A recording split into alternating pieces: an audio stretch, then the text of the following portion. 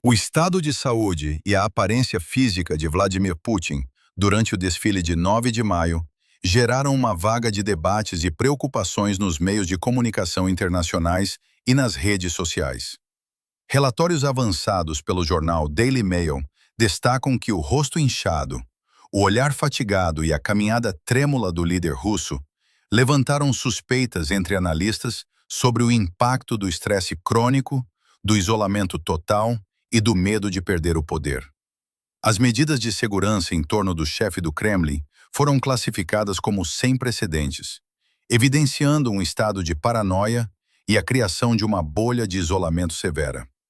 Observadores internacionais e canais de monitorização, como o Crimean Wind, associam o envelhecimento repentino de líderes autoritários a períodos que precedem o colapso de regimes, ligando o declínio físico à forte pressão psicológica e às sanções econômicas que afetam o país. Em paralelo, dados de inteligência europeia divulgados pela publicação Newsweek indicam que Vladimir Putin tem passado períodos de tempo cada vez mais longos em fortificações subterrâneas secretas. O nível de isolamento aumentou significativamente, com uma redução drástica do número de assessores próximos e uma limitação rigorosa de todas as comunicações eletrônicas. Especialistas apontam que a estrutura política interna da Federação Russa não contempla mecanismos para uma transição pacífica de poder, o que transforma qualquer cenário de sucessão ou de eventual desaparecimento do líder num processo potencialmente violento e instável.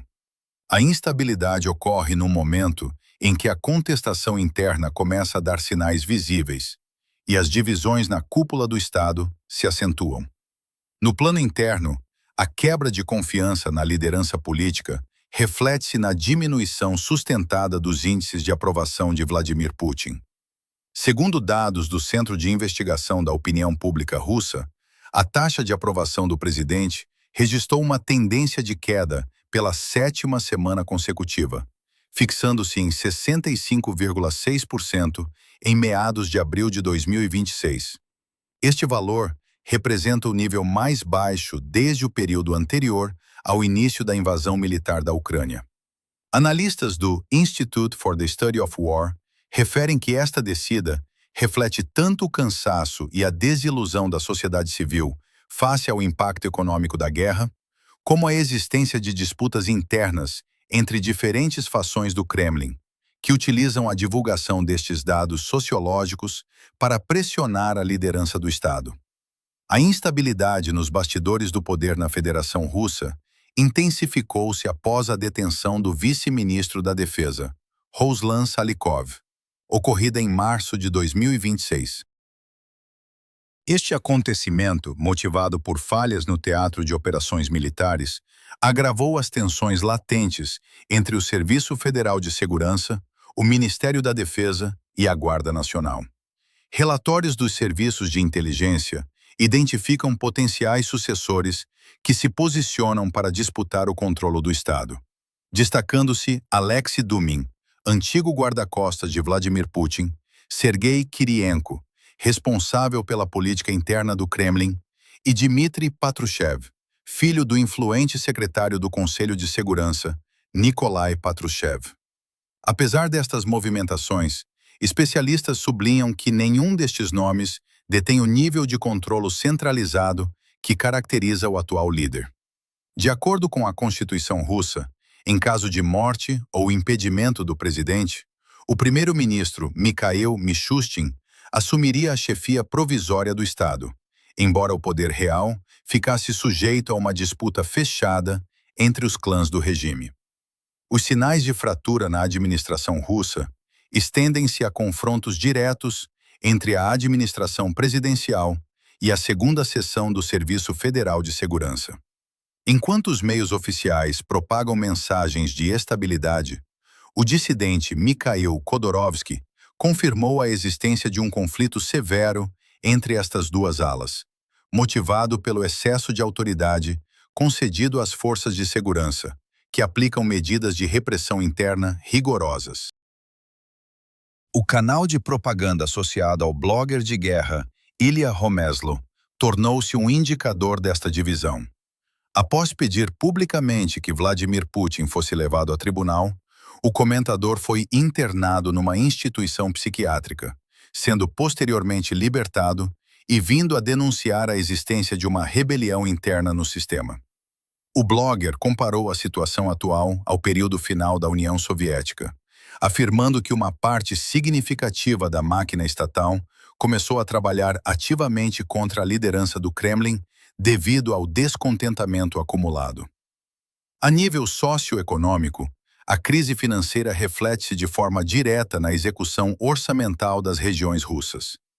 Em reuniões oficiais do Conselho de Legisladores, o ministro das Finanças da Rússia reconheceu que o déficit acumulado entre as despesas e as receitas das administrações regionais atingiu o valor de 1 bilhão e 900 mil milhões de rublos. Este desequilíbrio resultou na transformação de regiões que anteriormente eram doadoras de fundos em territórios dependentes de subsídios federais, motivado essencialmente pela quebra na receita do imposto sobre os lucros das empresas.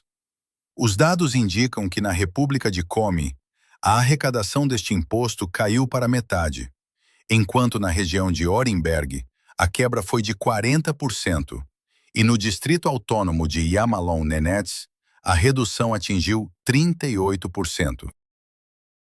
Outras áreas, incluindo as regiões de Tauman, Ingusestia, Karélia, Arangelsk e Kamarov, registraram perdas superiores a 30% nas suas receitas totais, afetando a capacidade de investimento local. O encargo com as despesas militares e o esforço de guerra resultaram na paralisação dos investimentos estatais nos setores civis da economia da Federação Russa. Grandes conglomerados industriais e empresas de transporte de capitais públicos, tais como os caminhos de ferro russos, a Gazprom, a Kamaz e a Avitovaz, enfrentam dificuldades estruturais, sendo forçados a aplicar suspensões de contratos e licenças sem vencimento aos seus trabalhadores. No setor da extração de pedras preciosas, a empresa mineira Alrosa reduziu em 10% o número de funcionários não envolvidos diretamente na extração de diamantes. O desemprego oculto, caracterizado pela redução da semana de trabalho para 3 ou 4 dias, tem sido utilizado pelas empresas para evitar despedimentos em massa, embora relatórios do Serviço de Informações Externas da Ucrânia apontem para o risco de uma vaga de demissões generalizadas devido à quebra de atividade econômica durante os meses de verão. Ao mesmo tempo, os salários em atraso na Rússia atingiram um montante de 2 mil milhões e 130 milhões de rublos no final de março de 2026, segundo dados oficiais do Rosstat. No plano financeiro federal, o déficit orçamental da Federação Russa subiu para 4,6 bilhões de rublos no primeiro trimestre de 2026. A subida temporária do preço do petróleo provocada pelas crises no Médio Oriente não foi suficiente para estabilizar as contas públicas de Moscovo, limitando a margem de segurança operacional do sistema industrial e financeiro do país. Para cobrir o déficit orçamental, o governo russo implementou alterações ao Código Fiscal no início de 2026, que resultaram no aumento imediato do custo dos produtos de consumo básico. A alfândega russa introduziu taxas adicionais sobre mercadorias importadas de países considerados hostis, com taxas a atingirem 50% em vestuário, cosméticos e bens não alimentares, encarecendo estes produtos entre 15% e 30%. Entre as novas medidas fiscais, contam-se ainda a introdução de IVA sobre bens estrangeiros adquiridos em plataformas de comércio eletrônico, a legalização de cassinos online, com uma receita anual estimada em 100 mil milhões de rublos, e o agravamento de impostos sobre a propriedade imobiliária. A resposta política às dificuldades internas tem sido marcada pelo reforço das restrições e da censura sobre as redes de comunicação, o que gerou perdas financeiras avultadas no setor empresarial privado. O bloqueio sistemático de recursos na internet provocou o aumento das queixas nas principais cidades e regiões da Rússia. Durante a estada de Vladimir Putin em São Petersburgo, para a reunião do Conselho de Legisladores, o serviço de internet móvel e o acesso a redes privadas virtuais foram desativados. De acordo com relatórios publicados na revista The Economist, o número de descarregamentos de aplicações de VPN na plataforma Google Play registrou 35,7 milhões de acessos entre março de 2025 e março de 2026.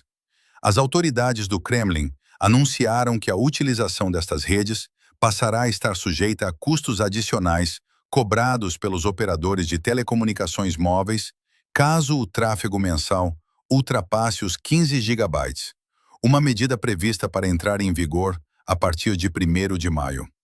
Em paralelo com a repressão digital, os ataques contra infraestruturas estratégicas, como a refinaria de petróleo em Tuapse, geraram incêndios de grandes proporções e contestação por parte dos residentes locais, perante os quais a administração presidencial optou por manter um distanciamento informativo temporário até a estabilização dos acontecimentos. Indicadores de sentimentos públicos baseados em pesquisas de internet revelam que as consultas relacionadas com a emigração da Rússia duplicaram no primeiro trimestre de 2026, passando de 19.500 pesquisas em janeiro para 40.000